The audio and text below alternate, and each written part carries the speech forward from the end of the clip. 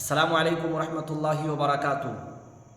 محترم سامعین و ناظرین، کسی بھائی نے سوال کیا ہے کہ حضرت یہ بتائیں کہ شریعت کی نظر میں اسلام میں رات کو ناخن کاٹنا کیسا ہے، جائز ہے یا ناجائز؟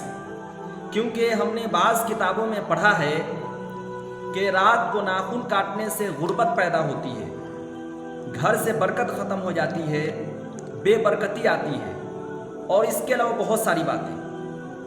آپ بتائیں کہ یہ باتیں کہاں تک درست ہے، اور صحیح جواب دے کر شکریہ کا موقع عنایت فرمائیں۔ ماشاء اللہ۔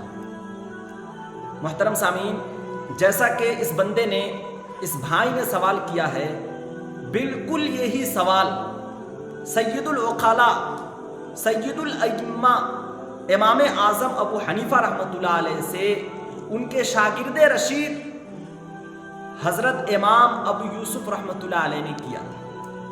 جیسا کہ اس بھائی نے جو سوال کیا، بالکل یہی سوال حضرت امام اعظم ابو حنیفہ رحمۃ اللہ علیہ کے شاگرد رشید امام ابو یوسف رحمۃ اللہ علیہ نے کیا تھا۔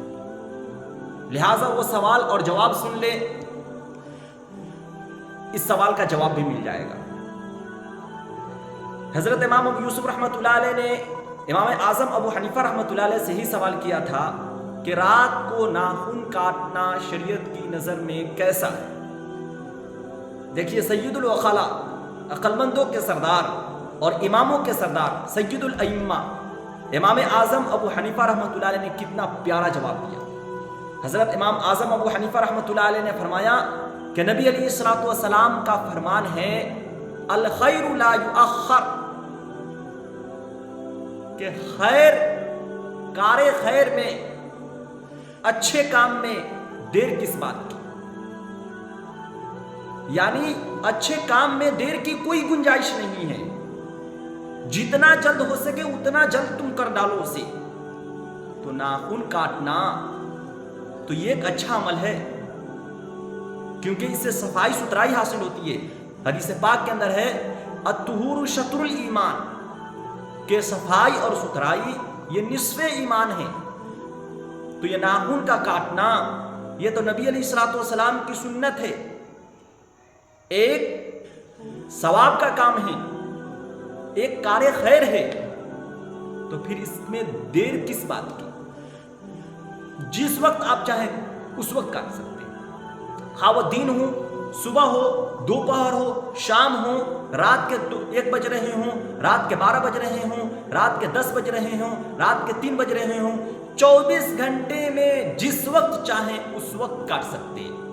بالکل کاٹنا جائز ہے، کوئی اس میں بات نہیں ہے، ناجائز کا کوئی مسئلہ نہیں، بالکل کاٹ سکتے ہیں۔ جہاں تک رہی بات کہ آپ نے کہا کہ ہم نے بعض کتابوں کے اندر پڑھا ہے کہ اس کے اندر لکھا ہوا ہے کہ رات کو ناخن کاٹنے سے غربت آتی ہے، غریبی آتی ہے، گھر سے برکت ختم ہو جاتی ہے، بے برکتی کا نزول ہوتا ہے۔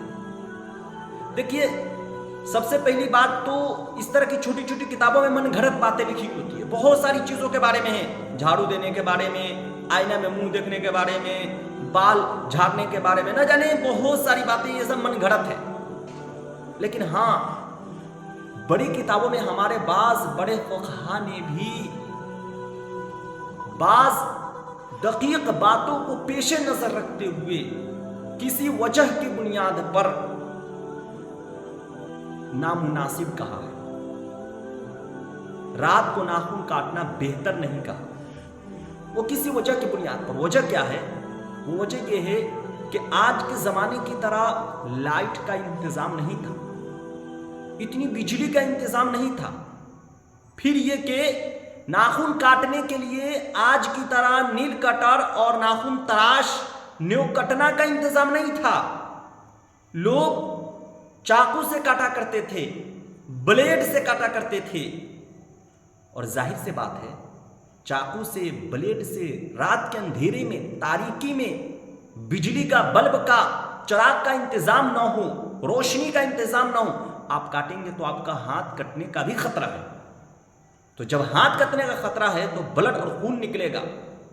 اس وجہ سے بعض فقہا نے، چونکہ ہمارا جو فقہا حضرات جو کہیں گے انہی باتوں پر مسائل پہ ہم چلتے ہیں، تو بعض فقہا نے کتابوں کے اندر لکھا ہے کہ رات کو ناخن کاٹنا بہتر نہیں ہے، نامناسب ہے۔ تو یہ اس وقت کی بات ہے جس وقت روشنی کا انتظام نہیں تھا۔ جس طریقے سے رات کو قربانی کرنا مکروہ ہے، بعض کتابوں میں آپ پڑھیں گے کہ رات کو قربانی کرنا مکروہ ہے، کیوں؟ اس وجہ سے اس وقت کی بات ہے جبکہ روشنی کا انتظام نہیں تھا۔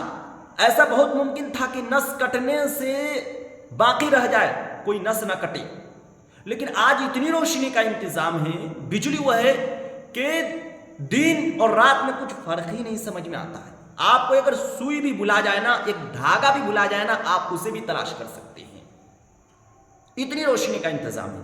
تو پھر وہ وجہ ختم ہوئی جس وجہ کی بنیاد پر جو ہے نا بہتر نہیں کہا تھا یا ناجائز کہا تھا، وہ وجہ ختم ہوئی، اور جب وجہ ختم ہو گئی تو پھر کاٹ سکتے ہیں۔ تو خلاصہ کلام یہ ہوا کہ رات ہو یا دن ہو یا رات، جس وقت چاہے ناخن کاٹ سکتے، نیو کاٹ سکتے، کوئی حرج کی بات نہیں۔ امید ہے کہ باتیں آپ کو سمجھ میں آ گئی ہوں گی۔ اس کلپ کو آپ اپنے دوستوں احباب تک شیئر کریں اور اس چینل کو سبسکرائب بھی کریں۔ السلام علیکم ورحمۃ اللہ وبرکاتہ۔